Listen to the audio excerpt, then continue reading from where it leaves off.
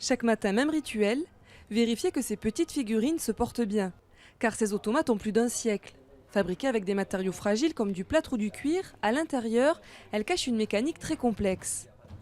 On se met un peu là et on découvre un mécanisme d'automate avec son moteur, avec des cames, avec des leviers qui permettent d'obtenir des mouvements et bien sûr un petit contacteur ici qui permet de mettre en route l'automate.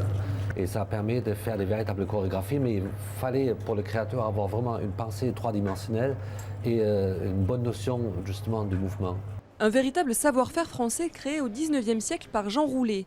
Et la première pièce, c'est celle-ci, le petit jardinier fabriqué en série à partir de 1865. Jean Roulet est venu à plusieurs reprises exposer ses pièces ici dans le Lot, à Souillac, d'où la création de ce musée unique en Europe avec plus de 300 pièces. L'automate, c'est tout simplement l'ancêtre du jouet inspiré de la vie de tous les jours. C'est du musée Grévin animé en quelque sorte. C'était le seul moyen de reproduire la vie. Il n'y avait pas de cinéma, il n'y avait pas, bien sûr, de la télé, n'existait même pas.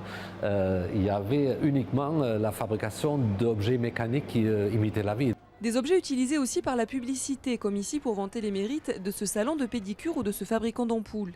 Chaque année, plus de 20 000 touristes poussent la porte de ce musée. Des Français, des Anglais ou des Allemands, souvent amusés, parfois surpris devant ces animations. Je suis vraiment étonnée que la recherche qu'il y avait déjà à cette époque-là pour ces automates qui sont très ressemblants.